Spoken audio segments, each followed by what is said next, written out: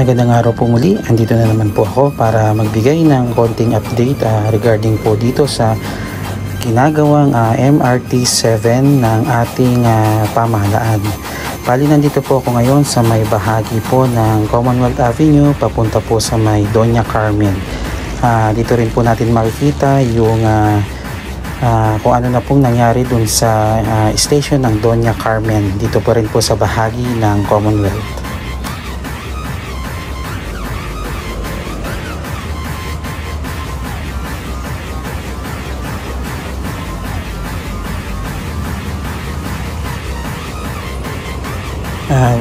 As of October 30, 2023, ito na po yung itsura po dito po sa bahagi ng Doña Carmen, dito po sa may Fairview, dito po rin po sa may Quezon City. Bali, unti-unti na nga po nagkakaroon din po ng itsura itong Doña Carmen Station. Bahagi pa rin po ito ng proyekto ng ating pamahalaan mula po sa DOTR at sa dating nakaraang administration na build at ngayon naman po ay tinuloy sa pamamagitan naman po ng Build Better More ng kasalukuyang administrasyong Marcos.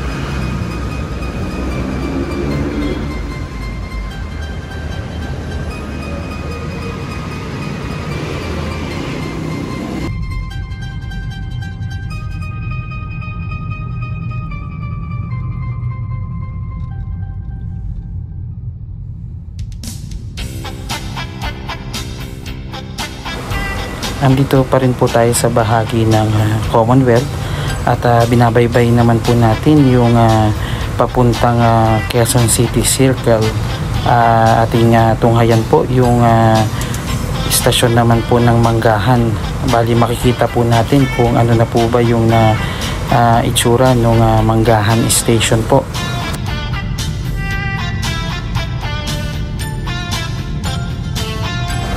Bali, trivia po pala tayo. Bali, ito po palang Commonwealth Avenue ay ang dati pong pangalan nito ay Don Mariano Marcos Avenue na lolo ng ating kasalukuyang presidente.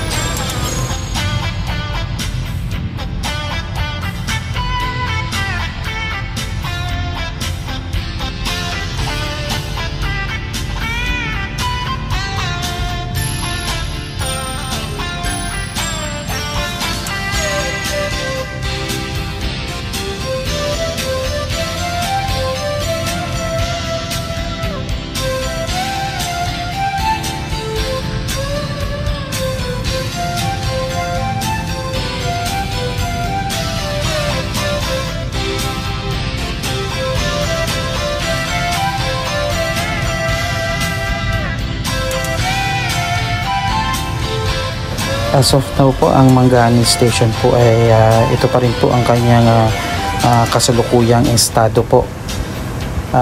May mga pagbabago na po at kahit pa paano po nakikita na po natin yung kanyang magiging kalalabasan na itsura. At sa mga susunod po na araw siguro po mababago pa rin po ito.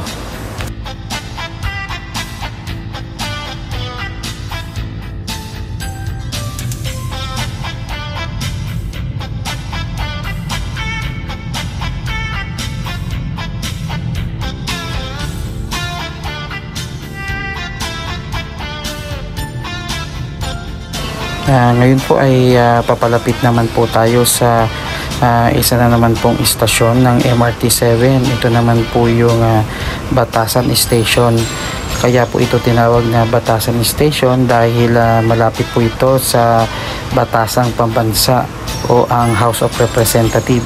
Bali, ito naman pong batasan station ay magiging malaki din po ang tulong nito, lalo po dun sa mga tao sa bahagi po ng San Mateo Rizal sa may Montalban, dahil meron pong daanan sa may batasan, ang batasan San Mateo Road, na yun po ay malapit po sa San Mateo. So magiging magandang daanan po ito para sa kanila, magandang makakatulong sa kanila na transportasyon para sa kanilang pang-araw-araw na pagbiyahe po.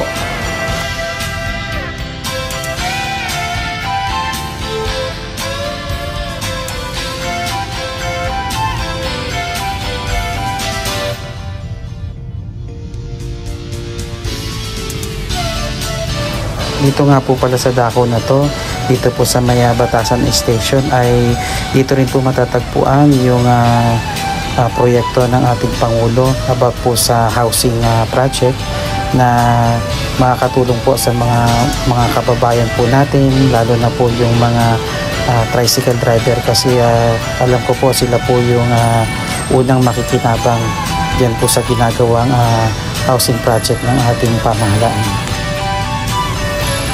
Dito naman po tayo sa bahagi po ng Don Antonio Station.